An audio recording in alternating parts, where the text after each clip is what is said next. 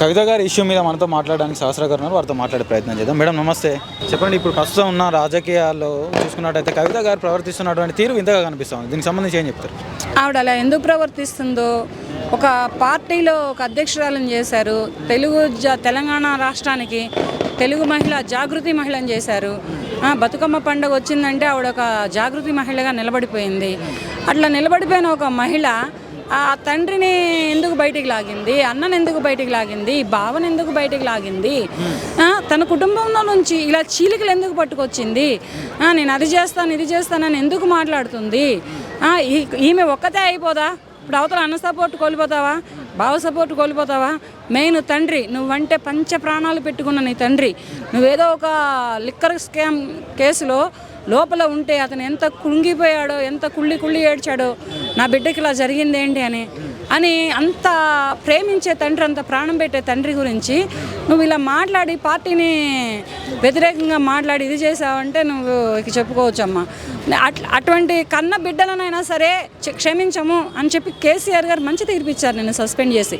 ఇది రాజకీయమా, లేకపోతే వేరే వాళ్ళు పోరాడుతున్న పోరాడమా, లేకపోతే నీకై నువ్వు చేసుకున్నటువంటి నీ కర్మఫలమా ఏమో తెలియదు, కానీ మాకైతే అటువంటి తండ్రి మాకు లేడు. ఒక మహిళగా నేను చెబుతున్నాను, అటువంటి తండ్రే కనుక నాకే కనుక ఉంటే నా దగ్గర ఉన్న మేధస్సుతనానికి, నా దగ్గర ఉన్న టాలెంట్కి రాష్ట్రాన్ని ఒక లైన్లో పెడతాను నేను కూడా. కానీ నాకు అటువంటి తండ్రి లేడు. నాకు ఒక పేద తండ్రి, నాది ఒక పేద కుటుంబం, నేను ఒక పేదరాలుని. ఇటువంటి పేదరాలికి నాకే ఎటువంటి మాటలు వస్తున్నాయి అంటే నీ మీద, నువ్వు చేసినటువంటి వ్యాఖ్యల మీద, ఇంకా మిగతా వాళ్ళ మహిళలకు ఎటువంటి మాటలు వస్తాయి.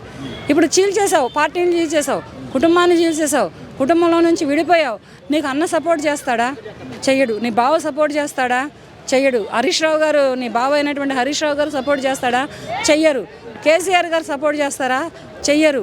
ఇంత పంచప్రాణాలు పెట్టుకొని ఒక పదవి ఇచ్చి, ఒక హోదా ఇచ్చి, ఒక హోందా ఇచ్చి రాష్ట్రంలో ఒక మహారాణిలా పెట్టాడు నిన్ను నీ తండ్రి.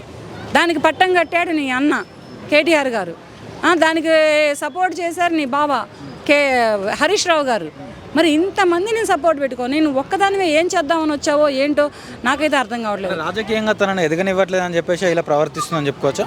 తప్పు. రాజకీయంగా ఎదగనివ్వకపోతే ఈవిడ ఏదో పల్లెటూరులో పోయి బరిగొడ్లు కాసుకుంటానో, అదేంటే పేడకళ్ళు ఎత్తుకుంటానో, ఏ పొలంలలో కలుపు తీసుకుంటానో ఉండేది. ఇక్కడ తెలంగాణ రాష్ట్రంలో హైదరాబాద్ సిటీలో ఒక తెలుగు మహిళ జాగృతి మహిళగా ఎలా వచ్చేది? రాలేకపోయేది. ఒక ఎంపీ స్థానాన్నే కానీ, ఒక ఎమ్మెల్యే స్థానాన్నే కానీ, ఒక ఎమ్మెల్సీ స్థానాన్నే కానీ ఎలా సాధించేది, ఎలా సంపాదించేది? చేయలేకపోయేది. సపోర్ట్ ఏమీ లేదు. ఇప్పుడు కేసీఆర్ గారు కేటీఆర్ గారికి సపోర్ట్ చేయలేదా? మేనలుడైనటువంటి హరీష్ రావుకే సపోర్ట్ చేశాడు. వాళ్ళ నియోజకవర్గాలలో, వాళ్ళు గెలిచినటువంటి నియోజకవర్గాలలో వాళ్ళు బ్రహ్మాండంగా చేసుకుంటున్నారు. నువ్వు గెలిచినటువంటి నియోజకవర్గంలో నువ్వు చేసుకోలేక నువ్వు అనవసరంగా రోడ్డు పాలెక్కావు. అంటే కవిత గారి మీద కేసీఆర్ గారు తీసుకున్నాడు అంటే నిర్ణయాన్ని ఎలా చూస్తారు మీరు? అదే ఒక కన్న బిడ్డనైనా కానీ క్షమించేది లేదు అని మంచి నిర్ణయం తీసుకున్నారు. ఎందుకంటే ఆల్రెడీ పార్టీలో ఓడిపోయి ఉన్నారు, పదవులు లేకుండా ఉన్నారు, ఎమ్మెల్యేలు గానో ఎంపీలు గానో ఎక్కడో దగ్గర చేసుకుంటున్నప్పుడు మళ్ళీ మీ పార్టీ అధికారంలోకి వచ్చేంత వరకు, మళ్ళీ మీరు తెలంగాణ రాష్ట్రంలో ఒక పట్టం కట్టించుకునేంత వరకు ఎంత జాగ్రత్తగా ఉండాలి? మీరే కొట్టుకుంటే ఎదుటి పార్టీ వాళ్ళకి మీరు అలసైపోరా? ఇప్పుడు కాంగ్రెస్ పార్టీకే కానీ, బీజేపీ పార్టీకే కానీ, లేకపోతే అవతల రాష్ట్రంలో ఉన్నటువంటి కూటమి ప్రభుత్వానికే కానీ మీరెంత అలసైపోతారు? కుటుంబంలో ఫస్ట్ చీలిపోయావు. కల్వకుంట్ల కవిత అంటే తండ్రి ఇంటి పేరు నువ్వు ఇప్పటికీ మోస్తున్నావు. నీకు పెళ్ళయింది, భర్త ఉన్నాడు, పిల్లలు ఉన్నారు. అసలు నీ భర్త ఇంటి పేరు ఏంటి? నీ భర్త ఇంటి పేరు నువ్వు ముందర ఎందుకని యాడ్ చేసుకోలేకపోయావు? నువ్వు ఇప్పటికీ కూడా కల్వకుంట్ల వారి అమ్మాయిగా ఎందుకు ఉండిపోయావు? అటువంటి కల్వకుంట్ల అనే పేరు నీకు ఇప్పటికీ మోస్తున్నావు అంటే ఆ కుటుంబం ఘనత, ఆ చరిత్ర ఎంత హై లెవెల్లో ఉంటే నువ్వు ఇప్పటికీ కూడా కల్వకుంట్ల వారి పేరుని నీ ఇనిషియల్గా పెట్టుకొని ఉంటావు. నీ భర్త ఇంటి పేరేంటో నీకు తెలుసా? ఫస్ట్ నీ భర్త ఇంటి పేరు నువ్వు మెన్షన్ చెయ్యి. నా భర్త ఇంటి పేరు ఇది, నేను ఫలానా కవితని అని. తండ్రి ఇంటి పేరుని తీసేసుకో, ఇనిషియల్ని తీసేసుకో. నీ పేరు నుంచి, నీ పేరుకు ముందు ఉన్నటువంటి కల్వకుంట్ల అనే పేరుని నువ్వు బ్లాక్ చేసేసుకో. నీ భర్త ఇంటి పేరుని పట్టురా. అదేమీ లేకుండా తండ్రి ఇంటి పేరు ఇచ్చి, హోదా ఇచ్చి, ఉన్నతనాన్ని ఇచ్చి, ఇవన్నీ ఇచ్చినా సరే నువ్వు వాళ్ళని బజారుకు లాగావంటే నిన్ను సస్పెండ్ చేయడంలో తప్పు లేదు. అంటే వైఎస్ షర్మిల బాటలోనే కవిత గారు నడుస్తున్నారని చెప్పేసి కొందరు అంటా ఉన్నారు మేడం. దీనికి సంబంధించి ఏం చెప్తారు? అక్కడ సైడు రాజశేఖర రెడ్డి గారు లేరు. రాజశేఖర రెడ్డి గారు ఉంటే అలా వీడిపోరు, అలా అన్నజెల్లెళ్ళు విడిపోరు. ఇక్కడ అన్నజెల్లెళ్ళ దగ్గర రాలేదే, భేదాలు? ఇప్పుడు ఇప్పుడు కేటీఆర్ గారు కానీ లేదా హరీష్ రావు గారు కానీ కవిత కానీ కొట్లాడుకున్నారా? లేదు కదా. అక్కడ పెద్ద ఆయన ఉన్నాడు తండ్రి స్థానంలో, రాష్ట్రానికి ఒక పెద్ద ఆయన ఉన్నాడు, ఆయన అన్నింటినీ సర్ది చెబుతాడు. సర్ది చెప్పలేని స్థాయికి నువ్వు దిగజారిపోయావు. ఇవాళ రోజున నువ్వు సర్ది చెప్పలేని స్థాయికి దిగజారిపోయి కుటుంబంలో చీలికలు పట్టుకొచ్చావు, రాష్ట్రంలో చీలికలు పట్టుకొచ్చావు, రాజకీయంలో చీలికలు పట్టుకొచ్చావు. ఆ రాష్ట్రంలో రాజశేఖర రెడ్డి గారు ఉన్నట్లయితే ఆ పరిస్థితులు ఎలా ఉండేవో తెలియదు. ఆ రాష్ట్రం గురించి మనకెందుకులే కానీ ఆ రాష్ట్రంలో వాళ్ళు చూసుకుంటారు. వాళ్ళు ఏంటంటే అటొగ్గంత ఇటొగ్గంత వేస్తున్నారు, సరైన ఇది లేదు. కానీ ఇక్కడ 9 ఏళ్ళు బట్టి ఒకే ఏకవచనంగా ఉన్నారే నలుగురు కూడా. కవితగా నువ్వు కానీ, హరీష్ రావుగా అతను కానీ, కేటీఆర్గా ఇతను కానీ, కేసీఆర్ గారుగా ఇతను కానీ, ఎవరికైనా కానీ ఒక స్థానంలో నడిపించారు రాష్ట్రాన్ని. ఇప్పుడు ఏం చేశారు? మొత్తం చెక్కలు చేసేశారు. ఇప్పుడు మీకున్న రేవంత్ రెడ్డి దగ్గర మీకు వాల్యూ ఉంటుందా? ఆ వాల్యూ కోసమే నిన్ను పార్టీ నుంచి తొలగించారు కేసీఆర్ గారు. ఒకటి సోనియా గాంధీ గారి దగ్గర నీకు వాల్యూ ఉంటుందా? బీజేపీ పార్టీ నాయకులు తెలంగాణ రాష్ట్రంలో ఎంతమంది ఉన్నారు?